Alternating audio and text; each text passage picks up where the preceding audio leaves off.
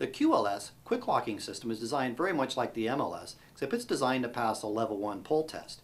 For a uniform application, we can simply remove it, keep the gun secure in the holster so I can secure the gun away as if I'm transporting prisoners or such, and I want to keep the gun secure in the holster itself.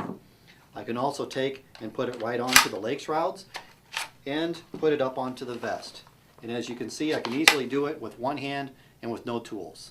With the QLS being a smaller footprint, it works great for concealment applications, no matter what type of belt loop you're using. You can also use the receiver to mount inside your closet, under your desk, under the dashboard of your car, or any hard-mounted surface. I hope this information is helping with your purchase. If you have any more questions, please see your experienced counterperson or contact Safariland's customer service.